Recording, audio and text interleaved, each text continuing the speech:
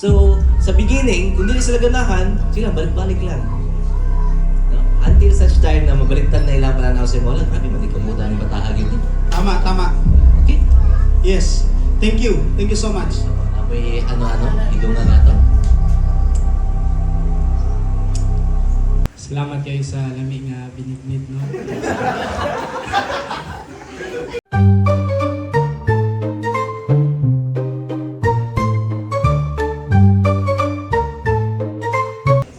Alright. Okay, si ma'am. Atong palakpakan si ma'am. Yes, ma'am. Taga-asa ka, ma'am. Unsay kaso, ma'am?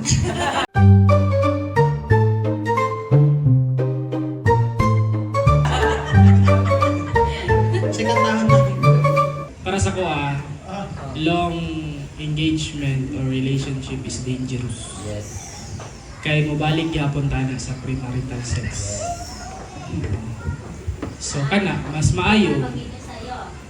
Di po, ayo po sa'yo. Pwede ra hapon. Kaya di man.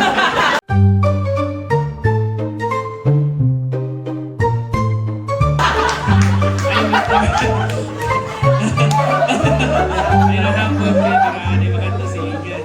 Ay lakay. Ayaw lakay sa'yo. Ang kasagaran temptation ana, ang babae man may sulti ang red flag. Di ba?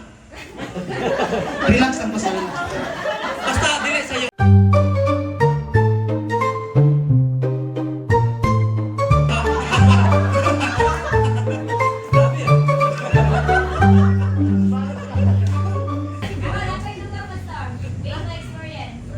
Hindi na. Sa'yo ka.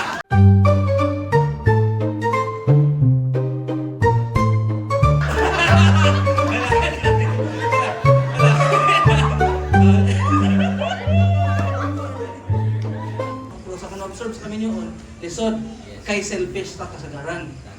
Selfish ta kasagaran. Di ta magtanaw sa uban. Itabi pa yun yung mga bana sa... Ikit yun ako eh. Ayaw mo kahadlok. Baga, 10 years na mo. Hadlok, ihatulungin nyo. Saan ka magbulang?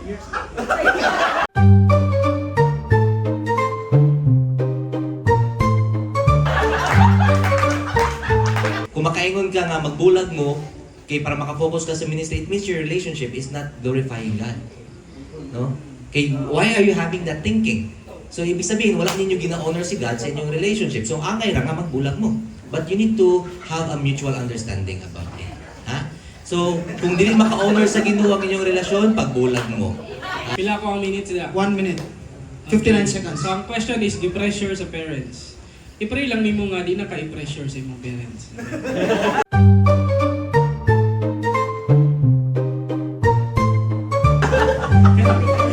para okay na lahat. So, I think wala na nabutog 1 minute.